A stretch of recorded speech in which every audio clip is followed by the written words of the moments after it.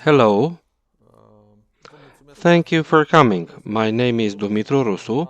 I am the representative of B.A.C.U Association, Bureau for Urban Art and Research, and today we are going to launch the Black Sea Defense Front project, which is an extension of the Defense Architecture project, which was launched a few years ago in 2019, which was a project that was about identifying and protecting the fortifications around Bucharest that were built during the 19th and the 20th centuries.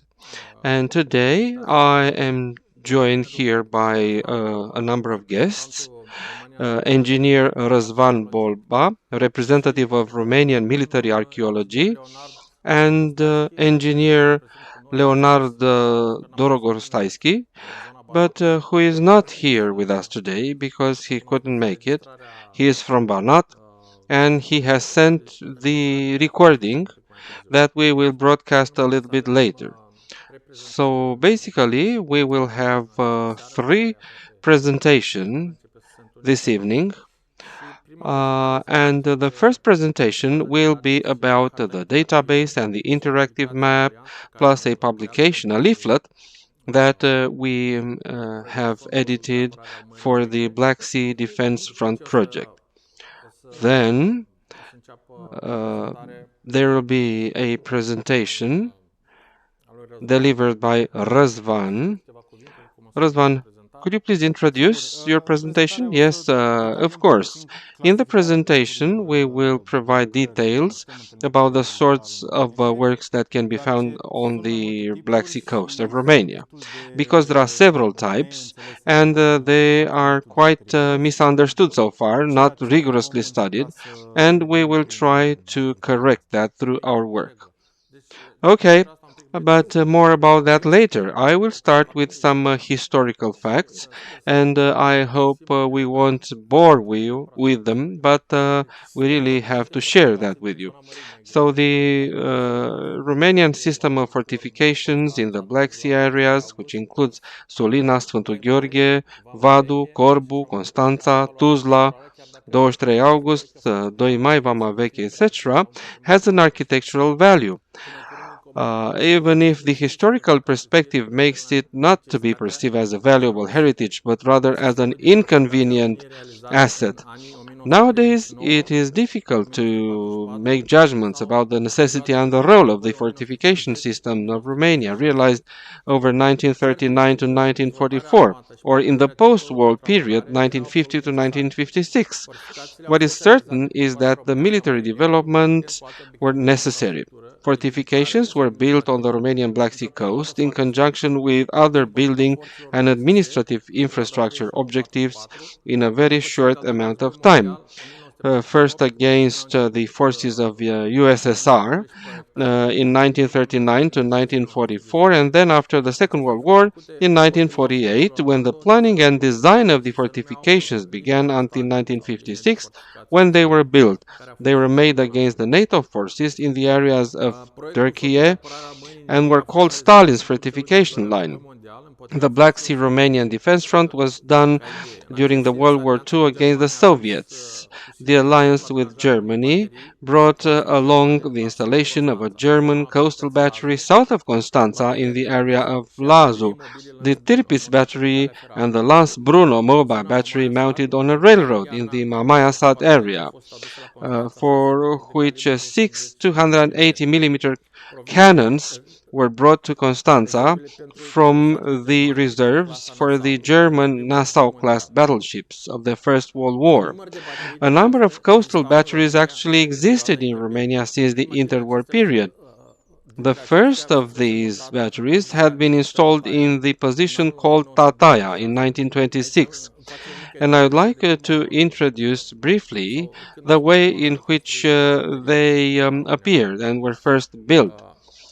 Well, they had four 152 millimeter Armstrong guns taken from the destroyers Moroșești and Mărăști, and also two 76 mm guns. Also in 1920, studies were drawn up for the location of batteries for the defense of Constanța and the coastal area from north to south of the port, as a result of which the land in Media, Ville Noi, Constanța, and Agigea were expropriated. In 1940, when the fixed maritime defense was dismantled and the coastal artillery division was built, the works had not been yet completed on all the planned batteries. In 1942, the modernization work started, carried out with the advice of the Germans, so the names of the batteries were changed. The Tataia battery became Tudor, the red lighthouse section became Rareș, the V battery became Brâncoveanu, Agigea became Elisabeta, and many others. After the war, the entire coastal area was redeveloped according to Soviet instructions, starting with the design works in 1948 and actually with the construction works that ended in 1956. There were several coastal batteries such as Lăstunul, Ștefan, Mircea, which is now Media, Ovidiu, also called the power plant, Antiaeriană, Gate 5, Elizabeth, which was renamed Crișan, and so on. Also in 1956, the Coast Artillery Regiment was formed, and the works were completed over the entire defense line over Vadu, Constanța, Agigea, Tuzla, Vama Veche, and others. In 1960, the regiment was disbanded and the guns were disassembled. And from then until now, most of the defense constructions, including the bunkers, have been handed over to the emergency inspectorate and then they were abandoned. Romania built a system of fortifications on the Black Sea coast over 1939 to 1944, so during the Second World War, and then afterwards, up until 1956, must be analyzed in the international military context of the time. In the current configuration of the Black Sea coastal area, military structures are at a relatively large distance from residential areas. But at the same time, they are also located in some coastal areas that could facilitate their integration into the tourist circuit. There are also other situations where military structures are located on private properties or they have been given away under concession contracts. In some cases, bunkers have been mutilated with major interventions. They were turned into beach bars or vacation homes. Some of them are even used as storage, such as the case of a hotel in Constanța. For instance, the one to the bottom right is now used as a vacation cottage. Anyway, when we visited the area, we find one person sleeping on a bed inside. We could see the person through the window, and the one to the upper position, actually the first two top positions, are used for a restaurant. So basically, they were converted into some sort of civil building.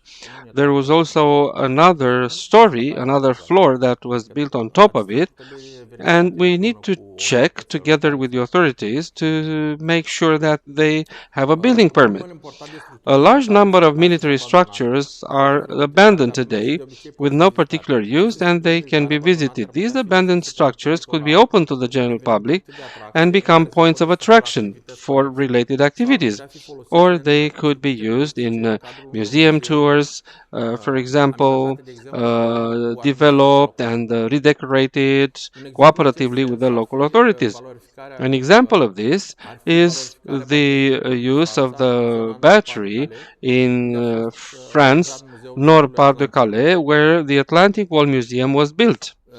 If we were to look at the current economic and political situation, there is a great risk that these military structures can disappear. Many of them are in advanced state of disrepair or have been irreversibly mutilated, regardless of their architectural value. We need to breathe some new life into this heritage, so typical of the military structures, bunkers, batteries, command posts, uh, observation towers, and so on. Not only from a symbolic perspective, but also from the social and cultural context of the period when they were created. We can see that interest in this type of architecture is growing. The success of the defense architecture platform started by B.A.C.U in 2014 and proves that. We also have a Facebook group and an Instagram profile. So far, we have gathered about 50,000 followers. The online trend is growing, and so does the interest of the members and users of the online platform, which encouraging us to expand our project. The map of the defense architecture fortification system and its new extension is a small part of B.A.C.U's in-depth research conducted in 2014 over to 2024 throughout Romania and on the Black Sea coast area. B.A.C.U has been researching, identifying, monitoring, protecting, and stock-taking the military heritage buildings in order to include the most valuable of them on the list of historical monuments. The extensive research of defense architecture can be accessed online at defensearchitecture.org or through the application called Defense Architecture, which will direct you to Google Maps platforms to identify the landmarks and even visit them. The app is available online only on Apple Store, but it will also be available on Google Play. So they can be accessed from any smartphone or on a phone actually that can has this capability. Finally, there is the B.A.C.U publishing house that has issued a number of publications dedicated to the built heritage in general, but we focus more on the 20th century one, and we have also published the map of the defense structures along the Black Sea coast. The map of the fortifications includes 26 objectives divided into 8 sections. For instance, there are the Romanian coastal artillery batteries, the German batteries, the bunkers that were built after the 50s. Bunkers are of type 1, 2, 3, 4, plus the special works that are type 5. And there are two special casemates, of course, the ones in the Constanța Casino area. So what you see here is a map, and you can see the cover of the book below. The map has QR codes that link to the database and the interactive map, and they can be very easily accessible. Also, cooperatively with our colleagues Răzvan Bolba and Alex Bucur, who is not here today because he has some medical problems and couldn't make it, we have worked on this proposal for a typology of these bunkers built after the Second World War, which were probably built or designed by a team of specialists from the Soviet alliance. Probably there was a Soviet command post that did all of these things, because the same examples of build structures can be found in Banat, and you will see that in the presentation of Mr. Dorogostaisky.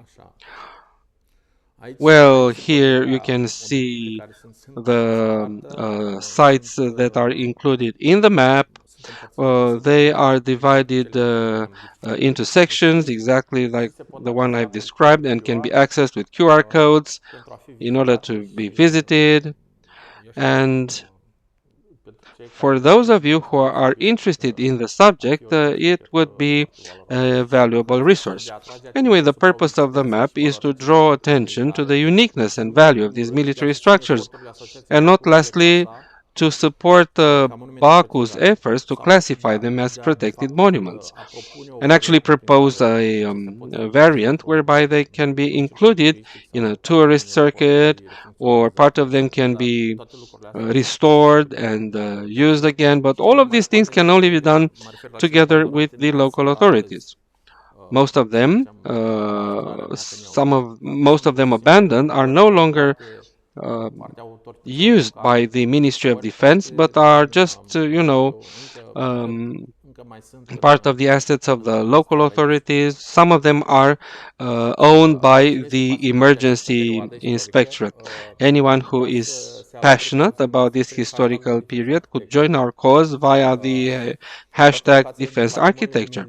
All military heritage sites will be included in this platform, and they will be accessed by anyone interested.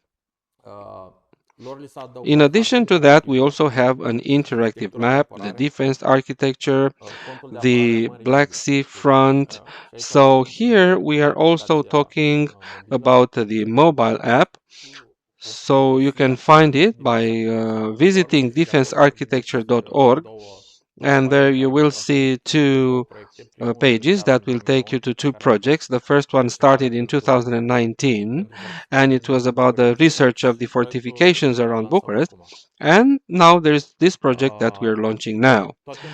The project that we're just launching covers around 40 military structures.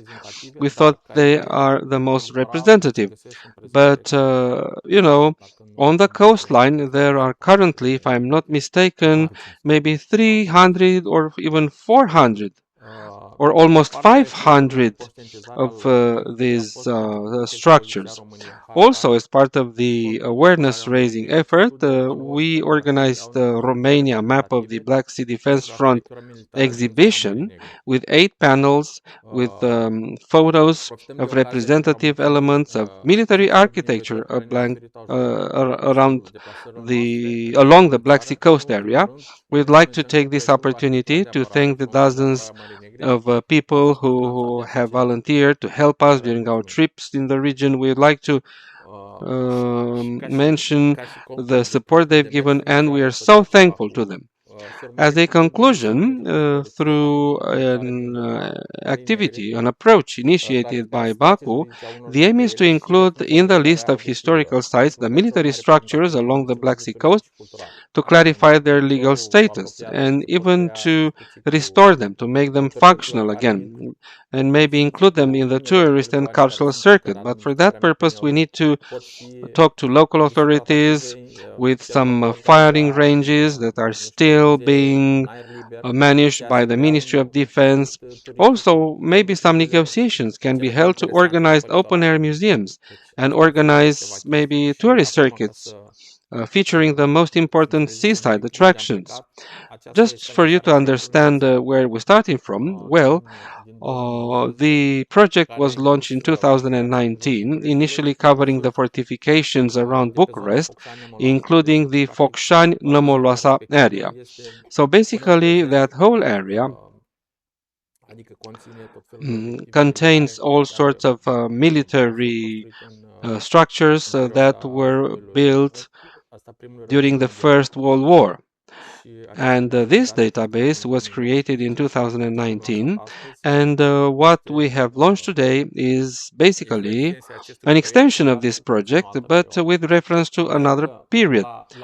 The idea is that for the launch of this project, we also talked about classifying some objectives, such as the battery 1-2 from Mogoșoaia, and the transformation of the National Military Museum into an extension of this. These works were done together with General Cerăceanu, who has passed away.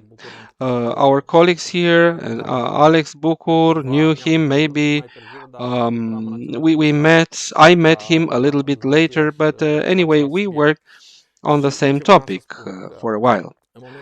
What I would like to tell you is that at the moment, all of the documentations necessary for the classification of these structures are still under construction and will be submitted soon for inclusion in the list of historical monuments. For instance, there's Battery 1 2, which is currently being managed and owned by the Ministry of Defense. Here are some plans and some pictures. They are all part of the classification file.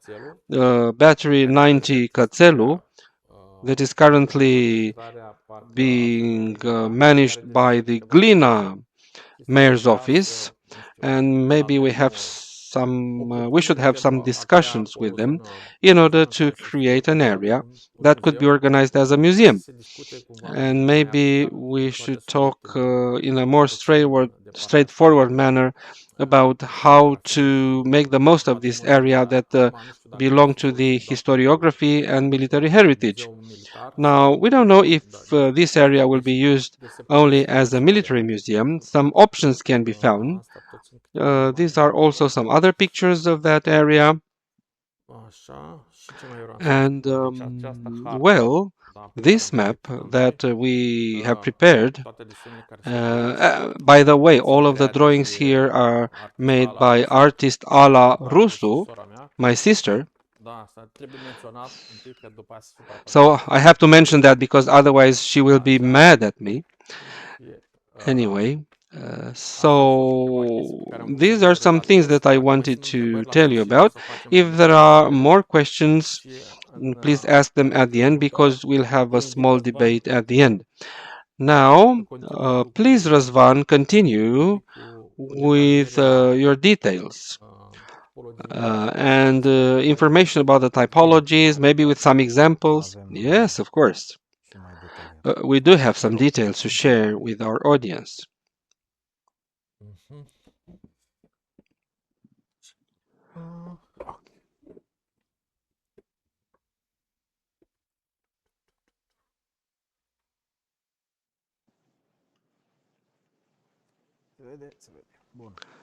Well, today my presentation will cover the fortifications of the Black Sea coast between myths and truths, because there are so many myths and things that people misunderstand or misinterpret about these structures. And I would like to start also with a little disclaimer. My presentation is a shorter version of an article I'm working on with Alex Bucur. He should have been here actually, but he's unable to make it, unfortunately, so I will be here all alone introducing our work.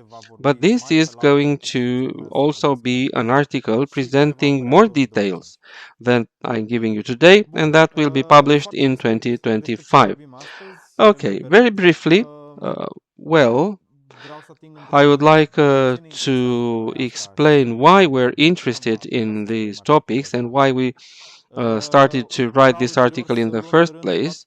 I will be reviewing all sorts of structures. First of all, the coastal batteries that make a parallel topic and should be treated accordingly, and then the three phases of the bunker constructions, namely the World War II ones, the ones in the 50s, which are the most numerous, and the ones in the 80s.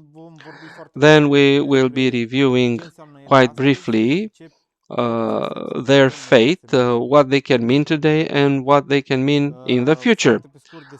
Very briefly about me, I have been researching military history for 10 years, also battlefields, fortifications, mainly as part of the Romanian Military Archaeology Associations, but also cooperatively with other interest groups. Well, why have we researched these topics with so much attention?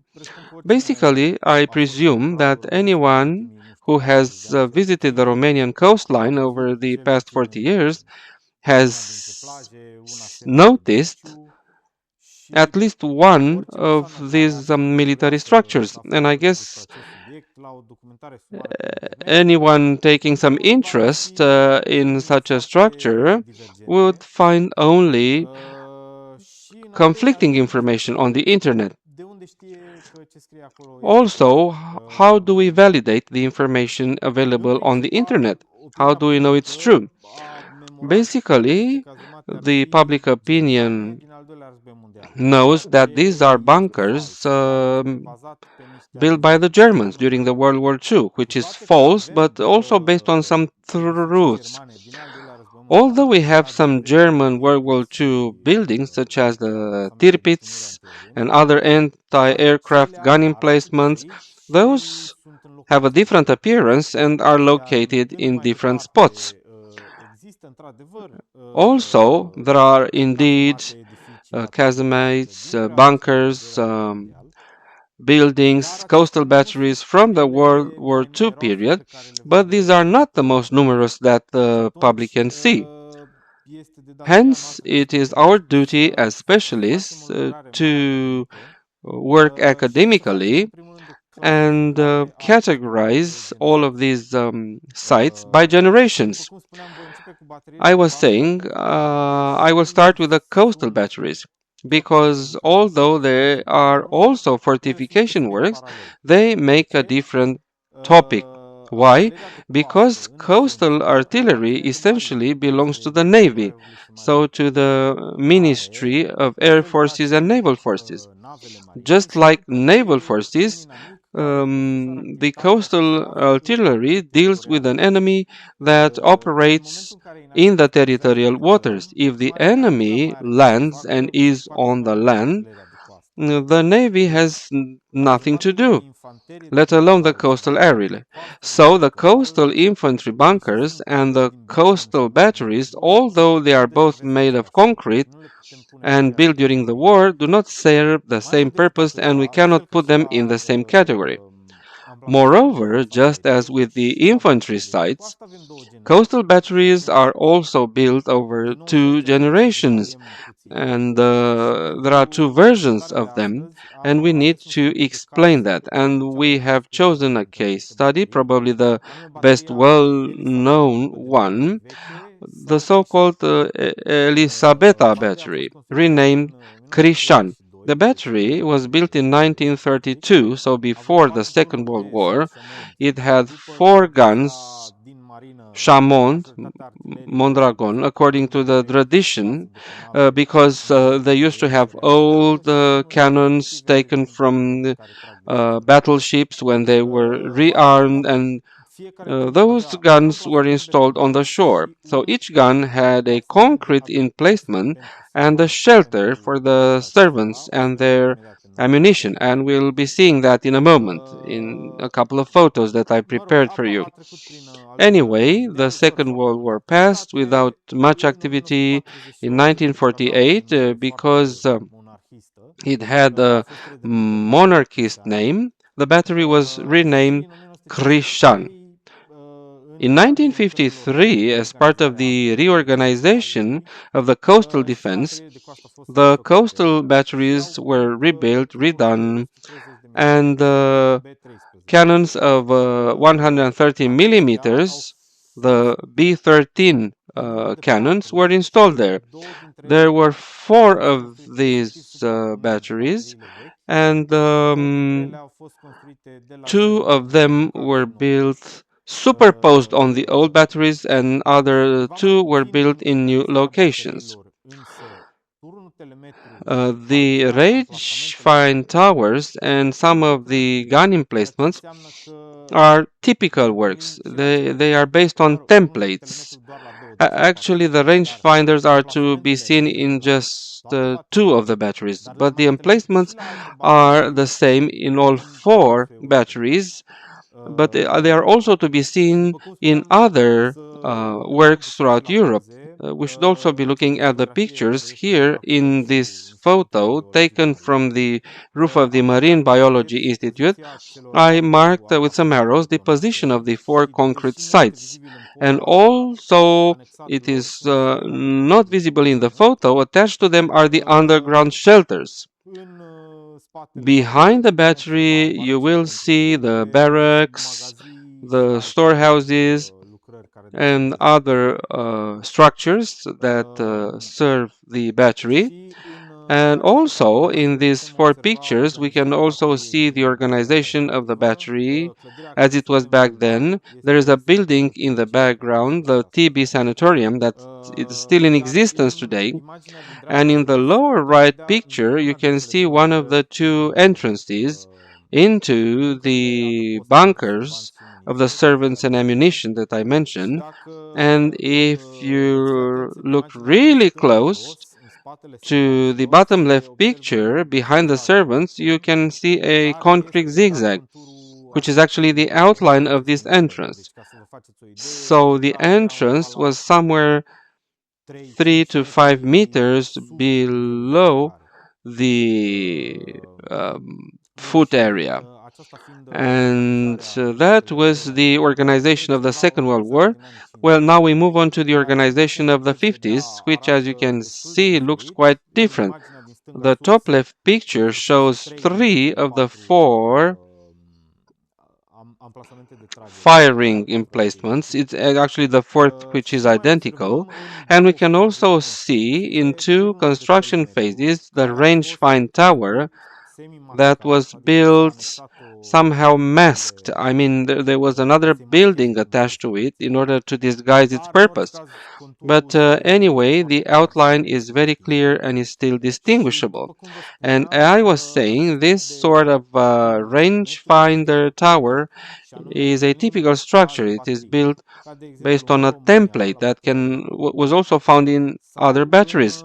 For instance, the Corbu battery, also on the Romanian Black Sea coast, and in other coastal battery sites that also used guns and cannons of 130 meters, but were organized differently. These templates were also used in Poland, Albania, Estonia, Latvia, so we do have the certainty that they were built based on templates. Now we are done with the coastal batteries and we get back to the infantry bunkers. In this graph, I included all of the information we have about the number of structures we have for each type, and you will see very easily why the bunkers made in the 50s are the most numerous and the most commonly encountered today. You will see them in the photographs, also on field visits. They are there. They are the most visible, so much the more as only two-thirds of them have survived. More specifically, about 470 casemates have survived.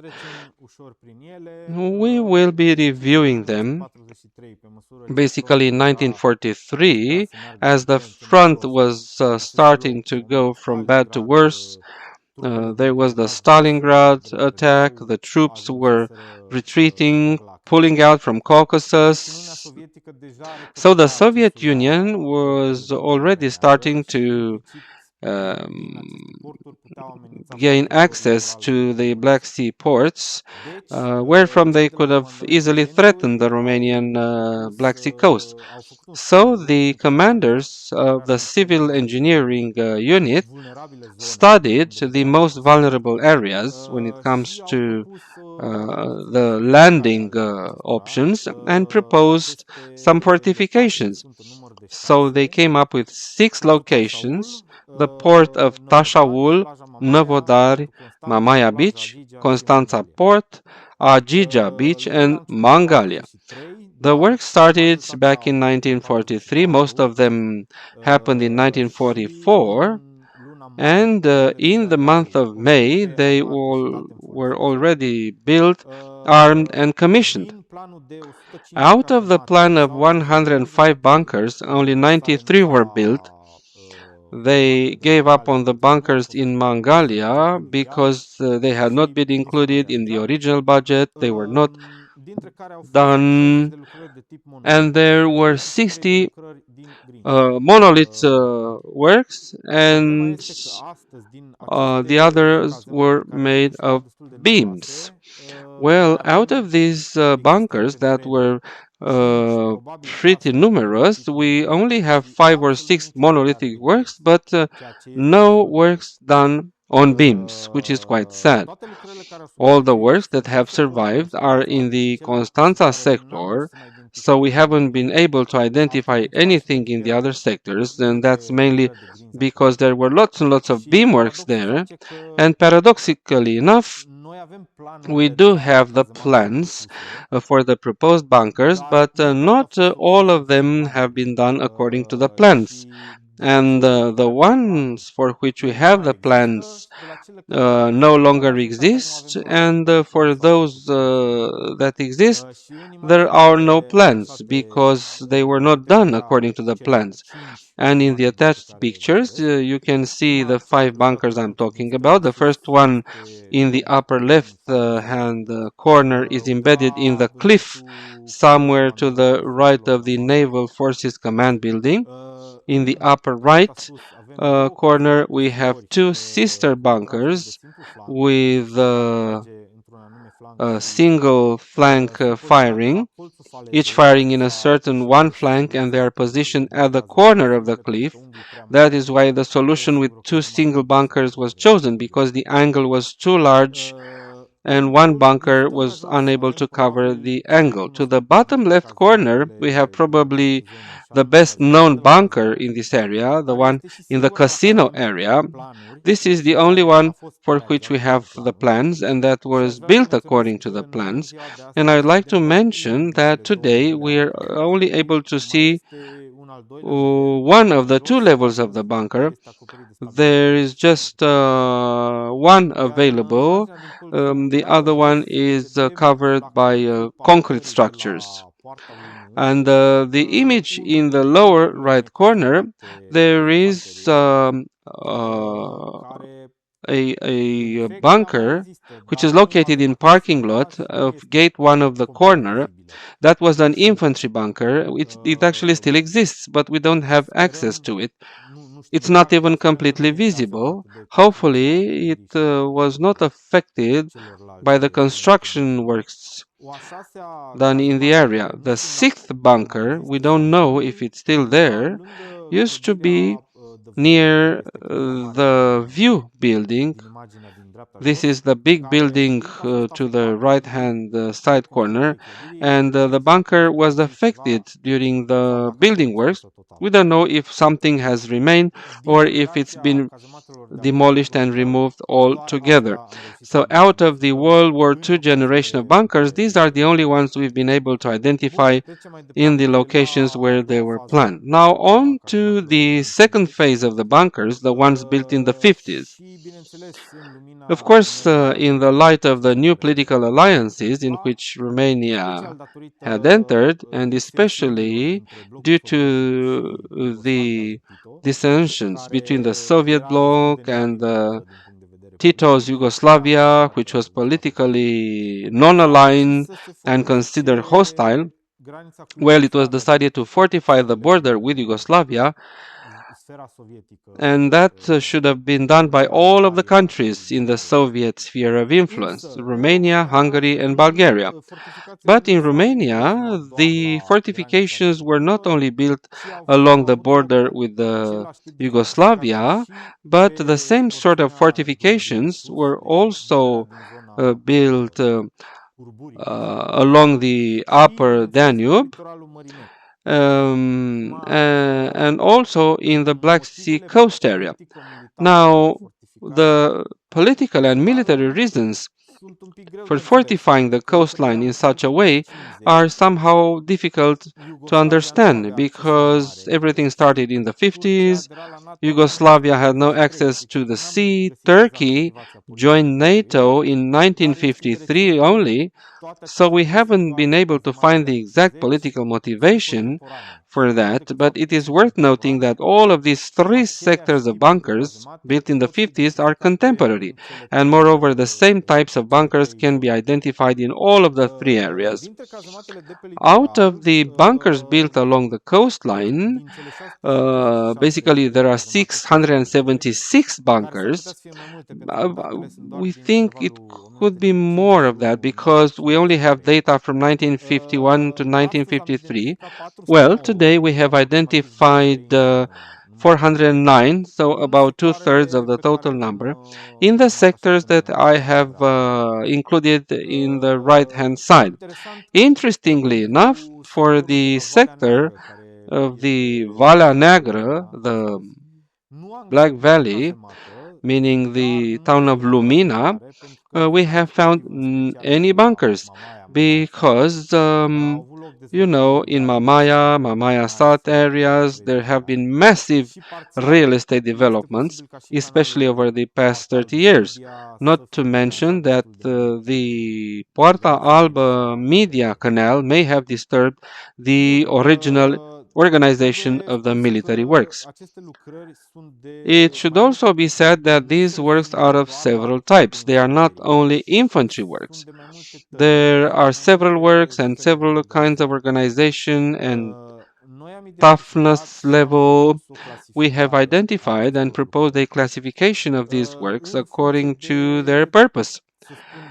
The type 1 works that you can see in the upper left corner of the chart are circular sites, circular emplacements, so they can cover with fire almost 360 degrees, with a small exception that only has 270 degrees. Then we have also single fire bunkers with a single embrasure or gun hole. Most of the time they have frontal gun holes, but we also have double firing bunkers. They have two firing ports or gun holes, and most of them they have flank firing.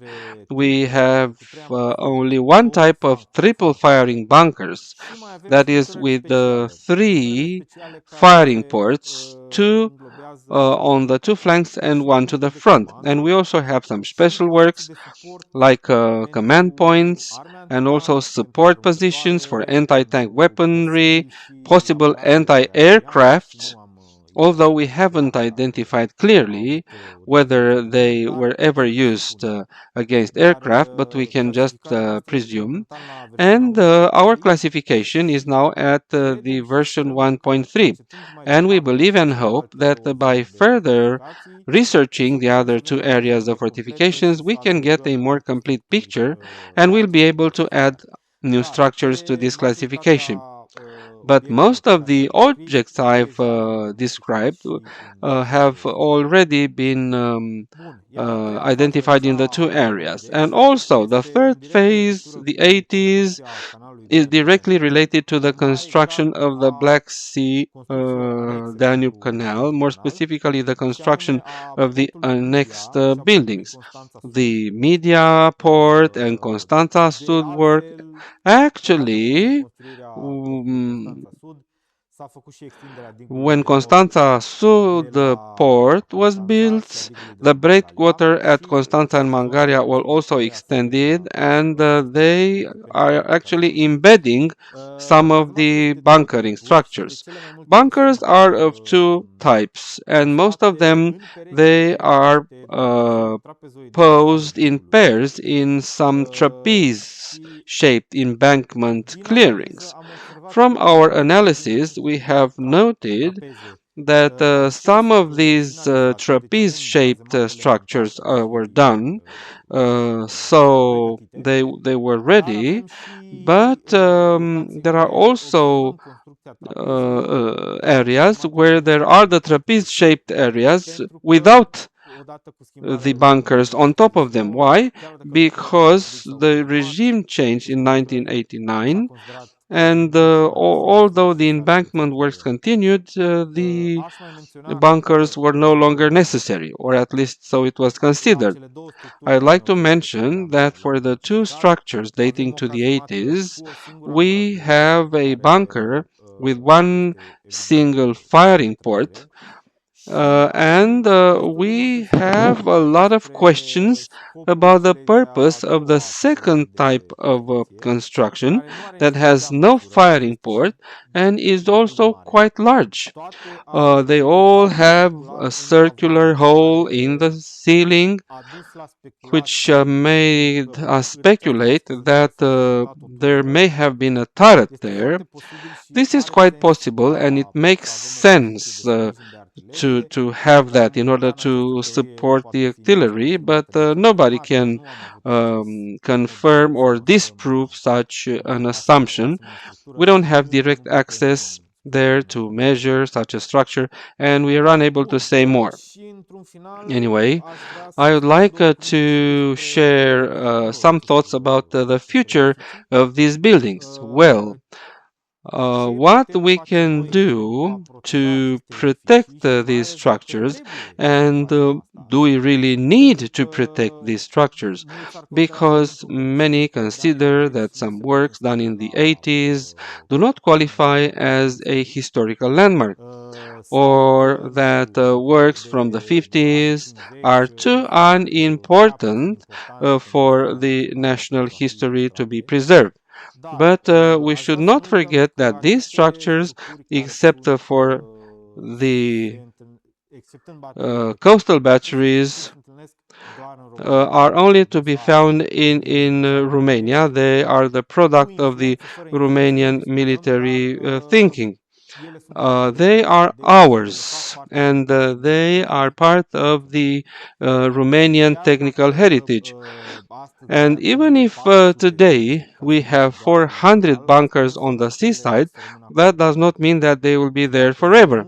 And if we don't make some efforts to protect some of them, some of the most representative, the best preserved ones, the most accessible ones, it could so happen that in a number of years they will be much reduced in numbers, they will be degraded because they are in the open air, they are exposed to the elements, and therefore some steps must be taken to protect them, especially those dating back to the Second World War.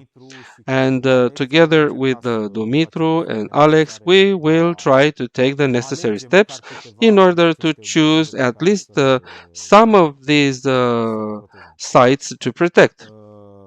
Well, that was pretty much my presentation. Thank you so much for your attention. If there are questions, we can take questions afterwards, or you can contact me afterwards. In the upcoming minutes, we will be listening to Mr. Dorogostaisky, and then we'll take questions from the audience. So let's play the presentation of Mr. Dorogostaisky. Hopefully, you're able to hear. The Last Wave, 1950-1956. The useless burden of the line of fortifications built on the border with Yugoslavia in Timiș County. Presented by Leonard Dorogostaisky, member of Arheovest and of the Romanian Society for Cultural Astronomy. The last wave includes a presentation of the line of fortifications built between 1950 and 1953 during the conflict between the USSR, jointly with the countries of the so-called Popular Democracy, with Tito's Yugoslavia, and the building was done by engineering units of the Romanian army with support from Soviet advisors on the western border of Romania, mainly on the territory of the Timiș County. The last wave on the territory of Timiș County presents more than 2,000 sites consisting of different types of fortifications that are actually individual shelters, pillboxes, fortified air defense devices, heavy artillery positions, trench lines, and military units. 70 years have passed. What to do with the remains? Do they deserve to be inventoried, reused for other purposes, destroyed, or partially preserved to illustrate this historical period? We will introduce very briefly the post-war political and military context of the region. Following the peace treaty of Paris, Romania, alongside Bulgaria and Hungary, were considered defeated nations, and in addition to the war damages they were supposed to pay to the victors, including Yugoslavia, they also had to drastically reduce their armies and their military equipment. In their book Schisma Roșie, The Red Schism, Florin Constantiniu and Adrian Pop describe the four sources of tension that existed in the relations between Yugoslavia and the USSR, or more precisely between Tito and Stalin, the two totalitarian communist leaders.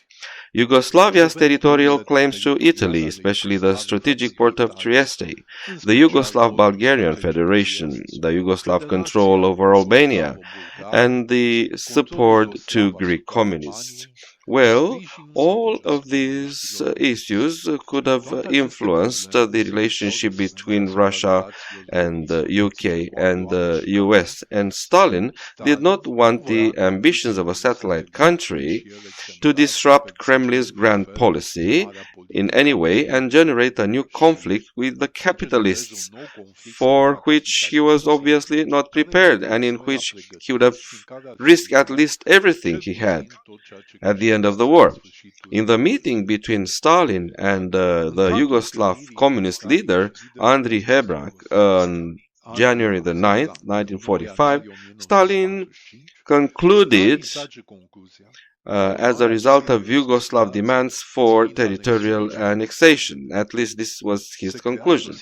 To create a situation where you're going to be in a hostile relations with Romania, Hungary, and Greece, you're going to fight everybody. It makes no sense to create such a situation, said Milovan Gilas in his book that talked about his participation in this meeting.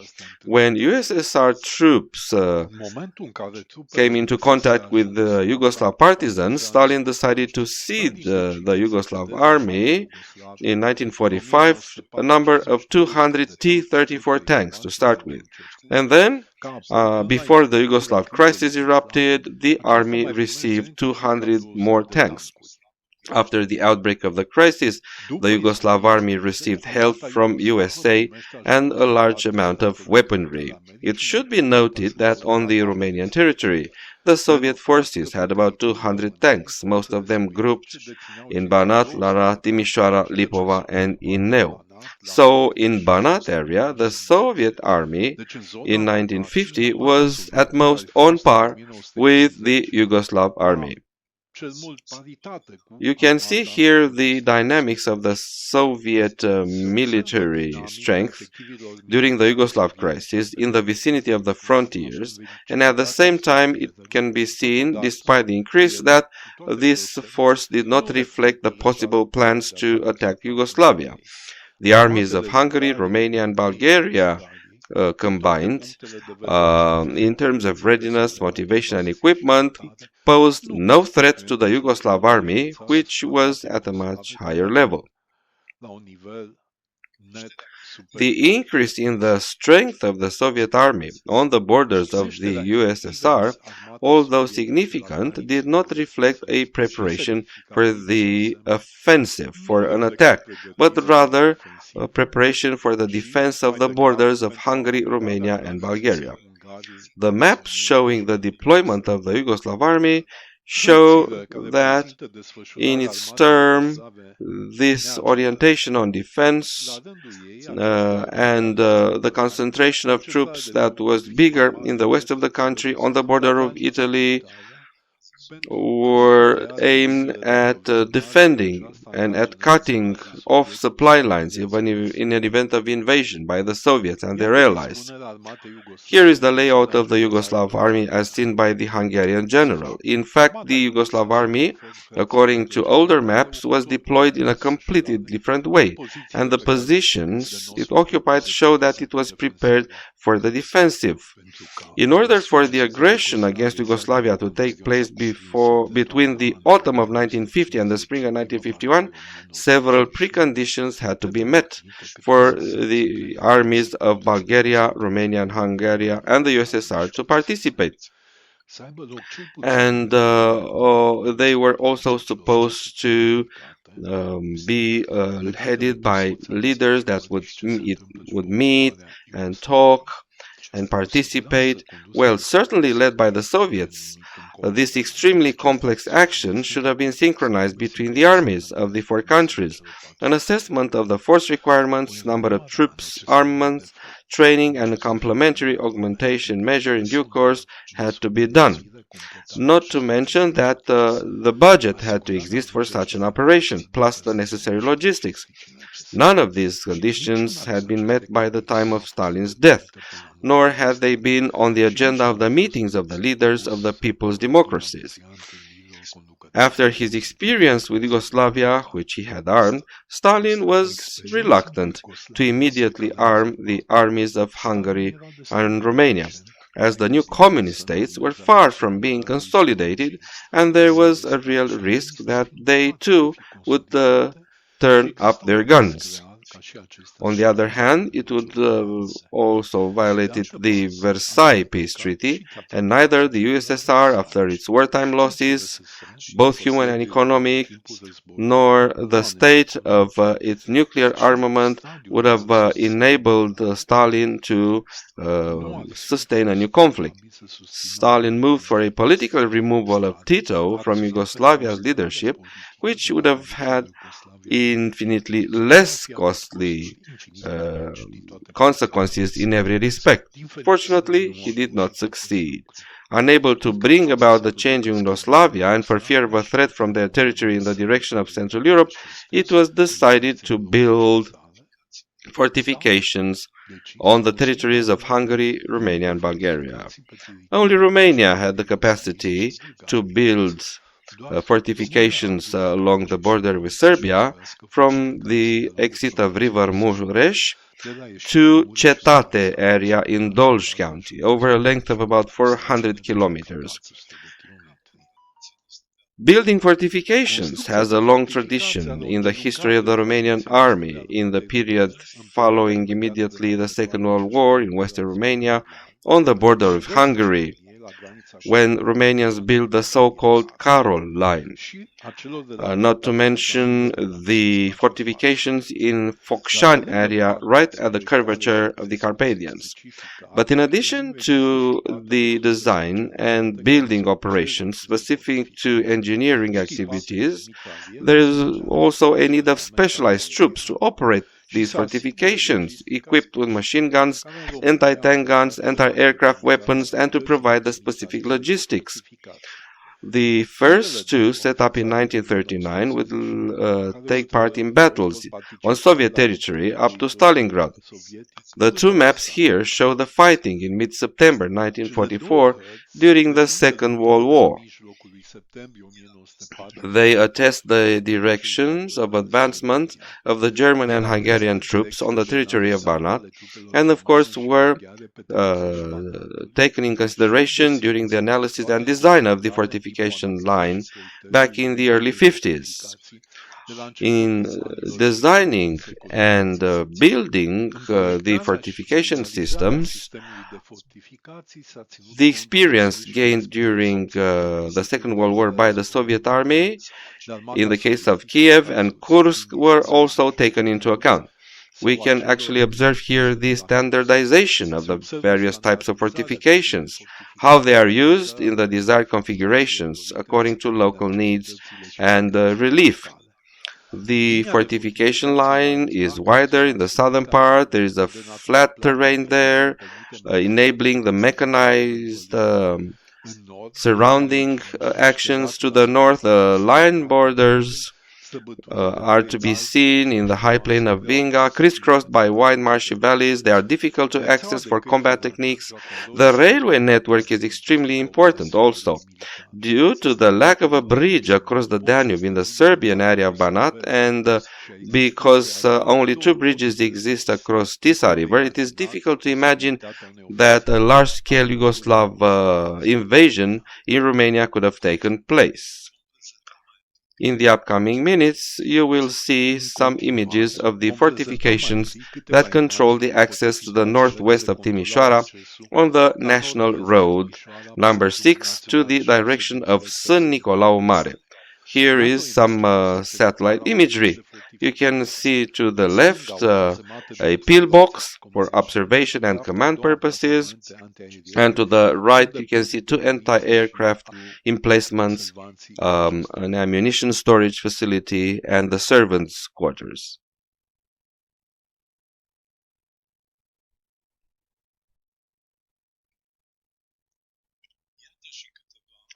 Here are some fortifications south of the same national road in the neighborhood of the locality of B.A.C.U. They appear as small white dots right at the center of the picture. This pillbox has no loopholes, just an entrance. Possibly it was used as a communications hub, as a command post, or as an ammo storage area.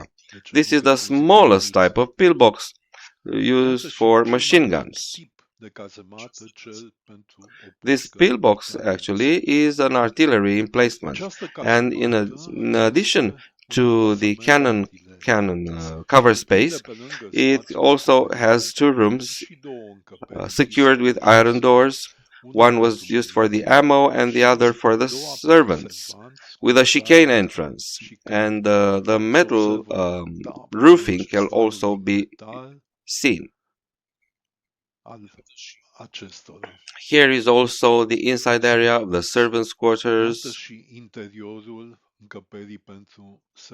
Yeah, and here you can see the location of heavy howitzers about 3.5 kilometers east of the previous pillbox line. You can also see three pillboxes intended for the defense of this particular location.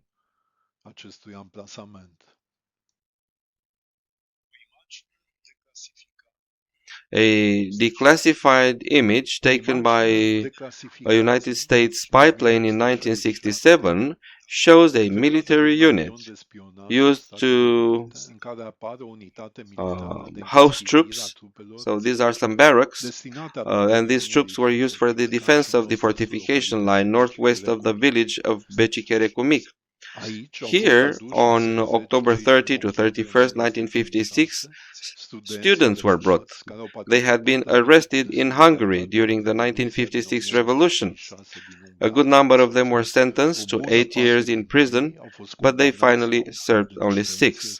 One of the most interesting situations is one on the hill of Shumig, which is a very small volcanic formation overlooking the Gătaia plain. On the top of this hill was located during the Middle Ages and during the Hungarian Kingdom an important fortress that was also the seat of a county called Mezosomlă. To the south there was a medieval market. The white dots in the picture are pillboxes, and we can notice there are about 20 of them on the hill, and another line of pillboxes can be seen in front of them. The Shumig hill, seen from the north, has 4 pillboxes. So these are other pillboxes on the southern slope of the hill of Shumig.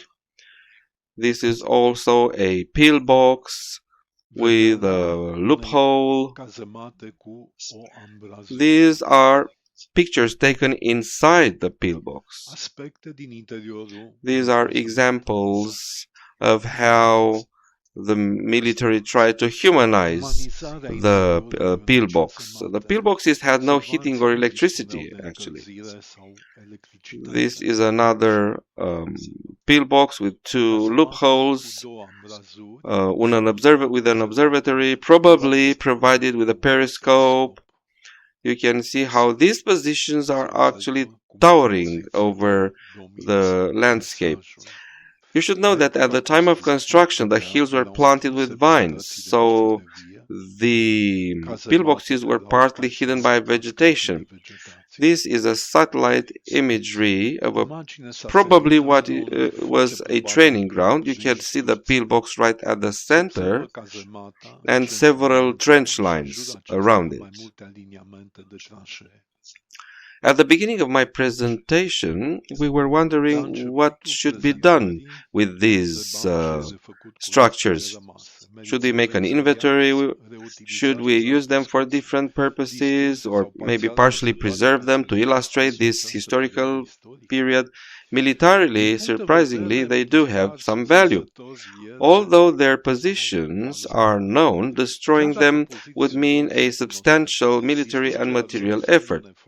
Resistance by troops relying on them would damage the enemy and delay the enemy's attack at the very least. So the current unfortunate experience of the war in Ukraine has reinforced the importance of fortification lines. Unfortunately, today there is a military alliance between Serbia, Belarus, and Russia. The latest joint drills their troops made on the territory of Serbia consisted of organizing a crossing of the Danube in Banat, quite close to the point where the river Karash flows into the Danube, right near the border of Romania. The destruction of the fortifications by Romania, in addition to the enormous cost, in our opinion, would not be suitable.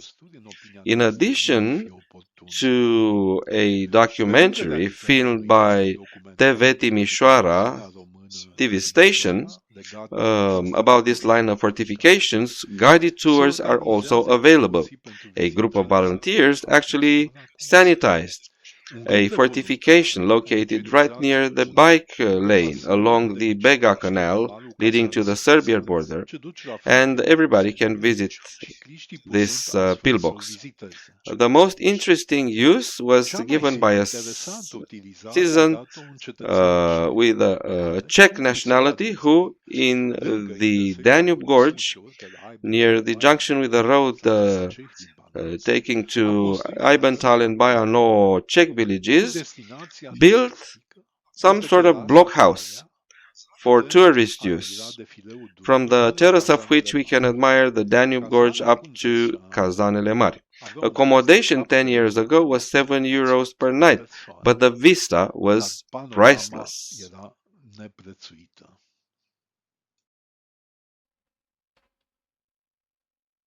Well, that was the presentation of Mr. Dorogostajski.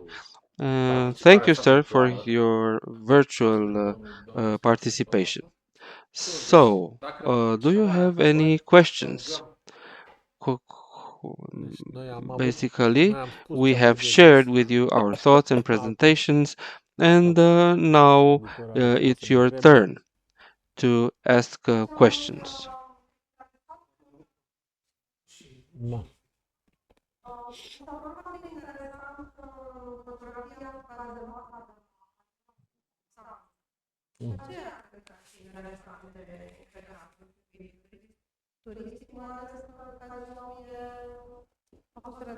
I think that the pillbox, the bunker at the casino, is quite interesting, especially because that is already a tourist area. Well, yes, Mr. Russo says the casino is a monument. It is protected. We need to talk more about it with the authorities.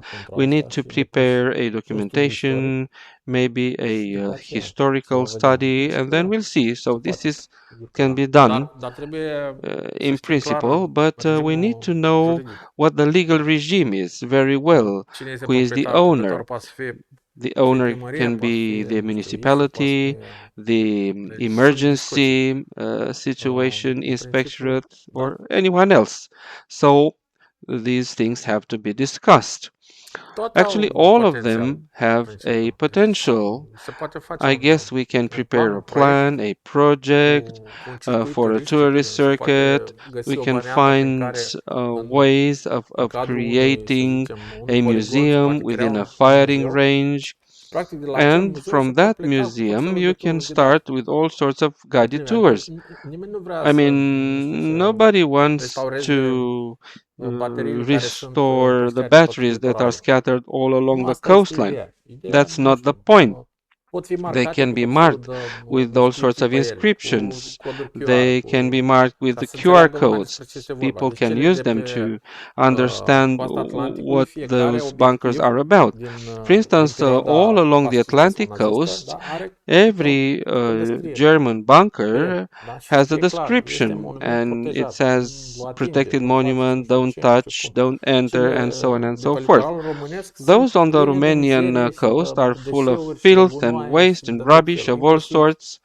uh, And, adică ce you să zic, care au know, acces. if Ele there sunt is pline cu access gunoi. Și știi in cum au those ajuns oamenii acolo? bunkers, Bine, oamenii ai there's străzi, waste celelalte or pe care vi dirt le-am prezentat, mai ales cele de la within. Maybe the atelierul homeless Ovidiu, people did se pot that. găsi, adică noi am făcut imagini și The poze, le-am documentat, there se are găsesc some in the prezente chiar Ovidiu cutii battery.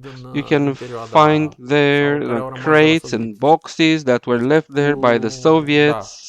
deci care au trecut prin Ungheni, Basically, da? those Ungheni era, were ammunition cum să zicem, crates zona prin that were care se delivered făceau tot felul de through descărcări the sau așa, area adică of nu nici Wungen. That din, was actually din the URSS. transit point of the ammo Cam asta în coming principiu. over Dar, from the USSR. vă rog.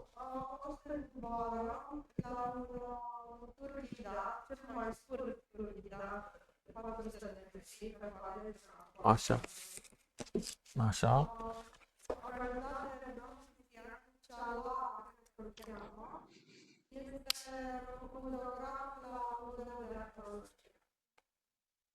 Cealara, da?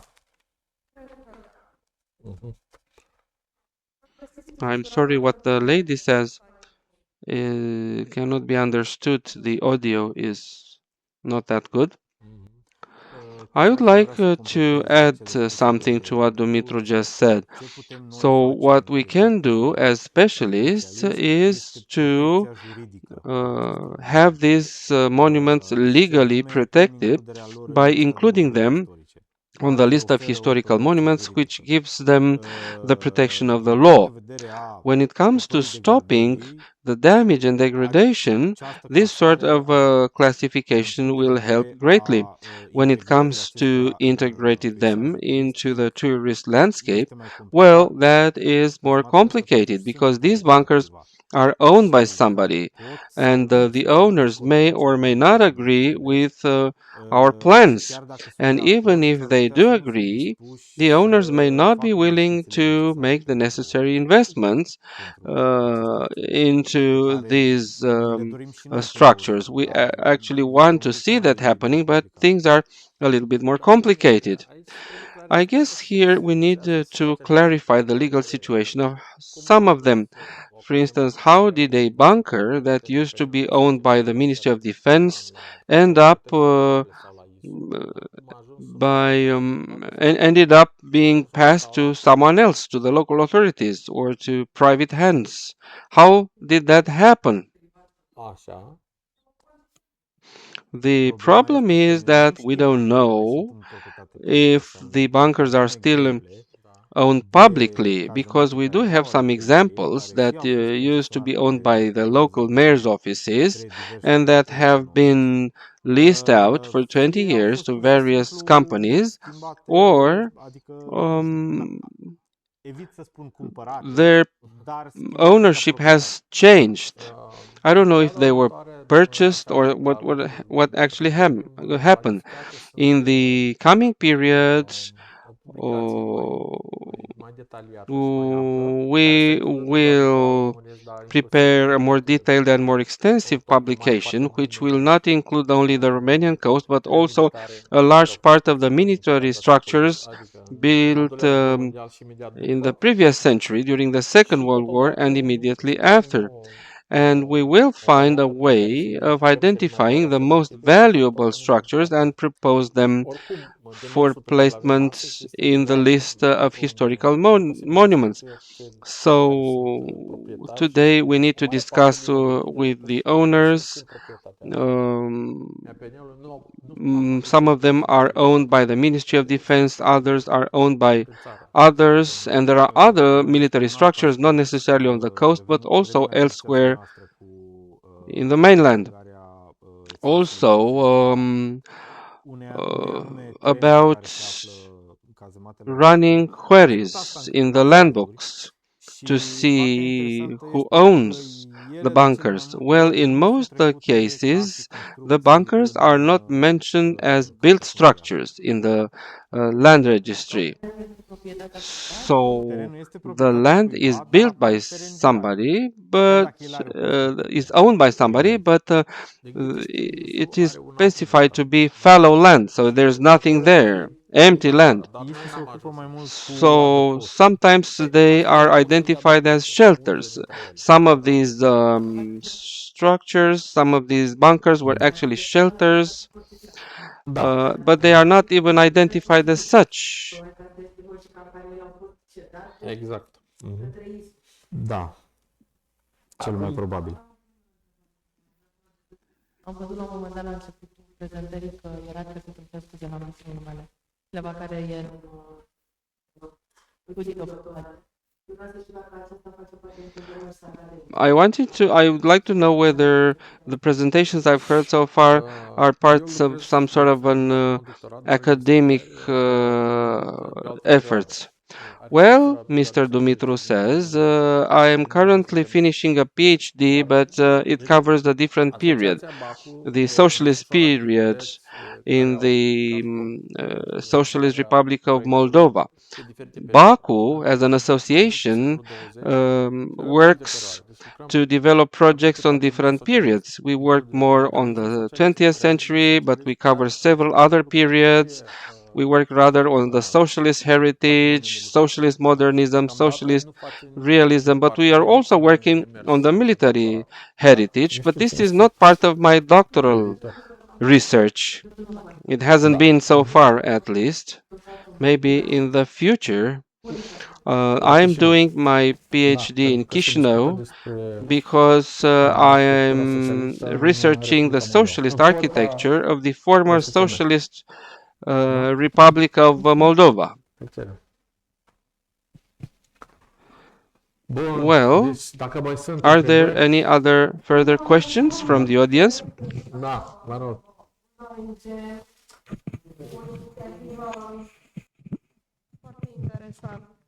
There is another very interesting project in Constanța that I know of. Guided tours were organized this summer for tourists and for locals, for residents of Constanța, who wanted to visit the industrial park built in the port of Constanța. And this project is called Youth Initiative. Well, we haven't heard about that, Mr. Rustu says, but this is very good. The more people involved in this, the better. We do have some colleagues who deal with heritage in general, and there are a few who, as far as I know, cover the Constanța Casino. It's part of the project called Seven Most Endangered Sites from our Europe project. So there has been some sort of a project award. So the contract was awarded. It's being restored right now. Maybe you can get in touch with some of our colleagues to see what can be done in that respect. Well, there are the silos designed by Mr. Salini. The lady says this is an association in Bucharest that also works in Constanța and along the coast. Well, I would like to tell you, Mr. Rusu says, that B.A.C.U has researched several other periods.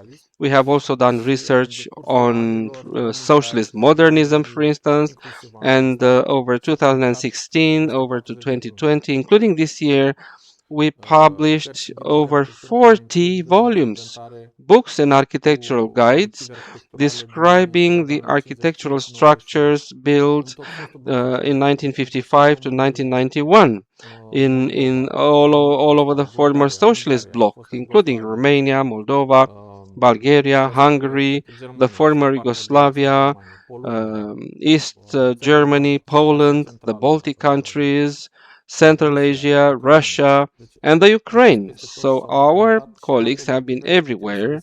It's been documented, and all of these structures are mapped and included in a database called socialistmodernism.com. All of these publications are linked to that map. This is what we do. And in addition to those goals, we also run other projects. But what I'd like to also tell you is that those publications and the maps have been made to promote that sort of heritage, and most of them are already included in the list of monuments. One of these sites is the State Circus Building of Chisinau.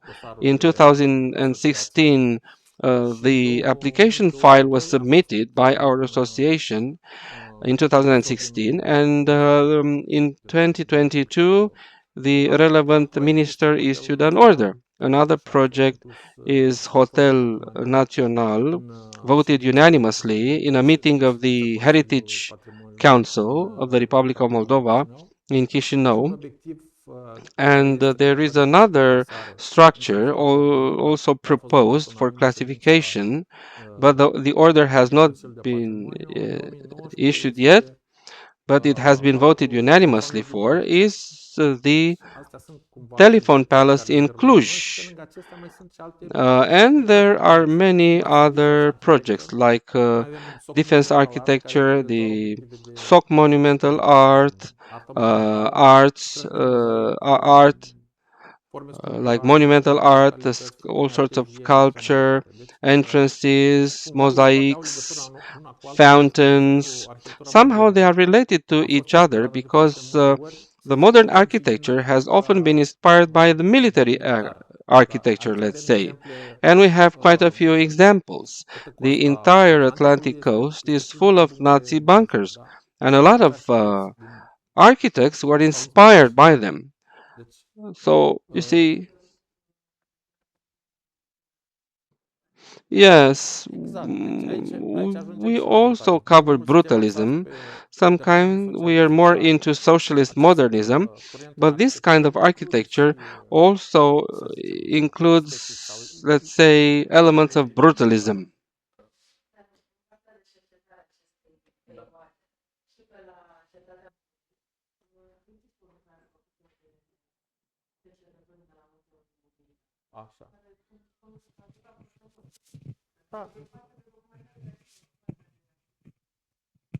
Is this an addition to what you do? Well, for the first part of the Defense Architecture project, we worked with colleagues from the National Heritage Institute. They are the ones who actually prepared the file, the application file for the classification of Fort 13. So what I showed, examples of files and dossiers for listing structures as historical monuments, have been prepared in collaboration with many people. For instance, Anca Philip, who works for the Institute. But the application file has not been submitted yet. They have already been classified as part of that work with 413. They have been classified to be included in the urban area. And the most important one was Fort 13. Now they can be included separately, but they are protected. They are included in a protected area. Da, această But clasificare this tipologică pe care typological o propuneți dumneavoastră, classification mă întrebam that dacă nu you propose, the lady perspectivă says, militară, dacă nu există deja o um, clasificare.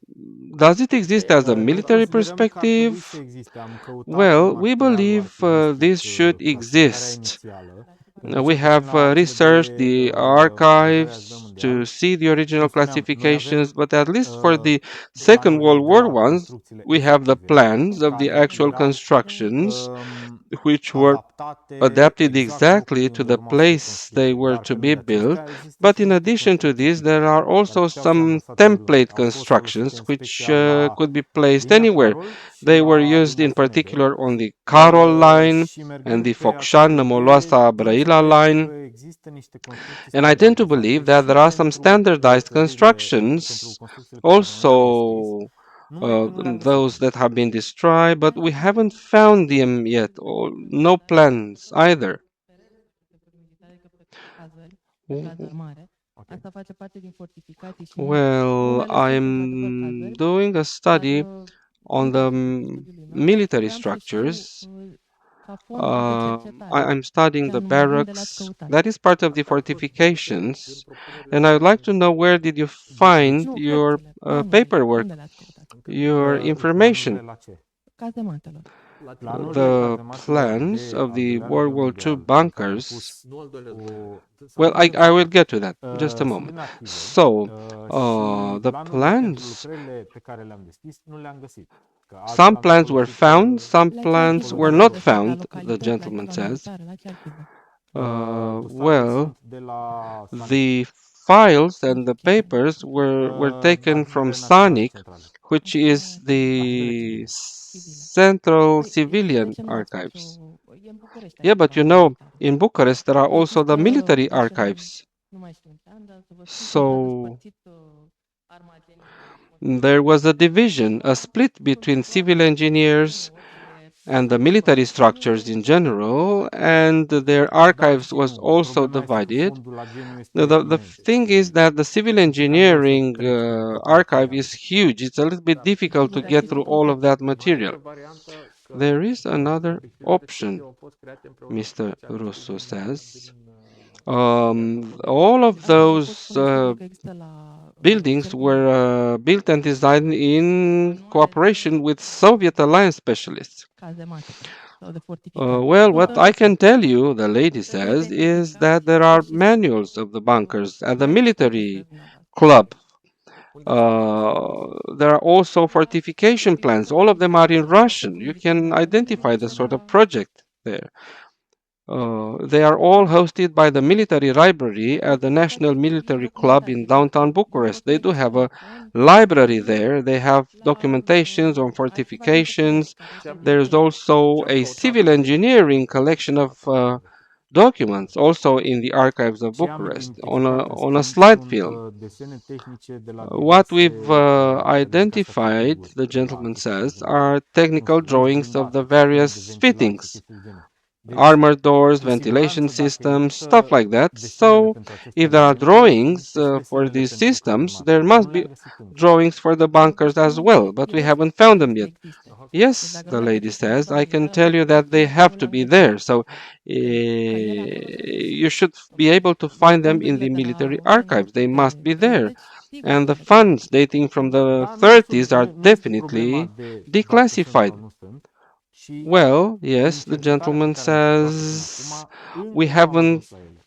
got that Nu far. sunt probleme aici. We are not going to La un stop moment dat o here. să We'll dăm de ele, find them dar momentan one propunem day, această but for the time clasificare being, we've pe proposed this baza classification analizei din based on the teren field a analysis of the structurilor. structures. În momentul în care As o să soon as simt we know că that bunker cazemata 1.3 1.3 din in our proposal propunerea is noastră este tip actually 329, bunker o type să 3 to revenim 1, we cu will rename it Da, nu, into 3 to vreau 1. să corect alineatul. Eu nu Well, the nu lady vă says, reproșez nimic, I eu fac don't acolo want doar paralel, to similar. make any Eu reproaches. sunt I'm în not altă criticizing specializare. you. I Și have a vă different spun cum am abordat eu specialty, problema că and I'm sharing știu now some mult mai mult de insight fortificații decât of am what găsit de I did. cazări, care într-adevăr prezintă mai Um, puțină importanță, să so, zicem așa, e mai puțin fortifications are more marcate. interesting, more Fortificații mult mai attractive. That militare is ca why I atare. think you'll find the support you Din need cauza asta in încercăm să military găsiți și sprijinul research. necesar în partea de cercetare So, militară.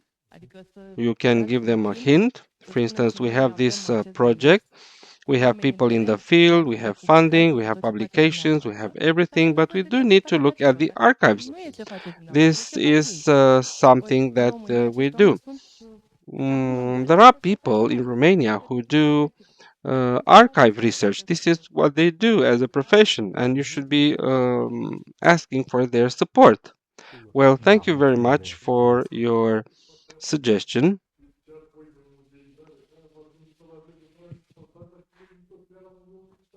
Well, yes.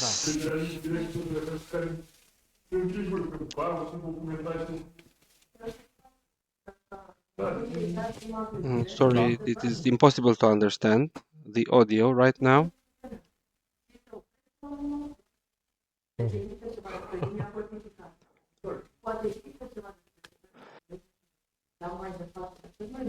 Da.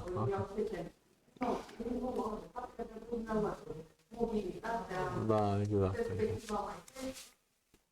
Da.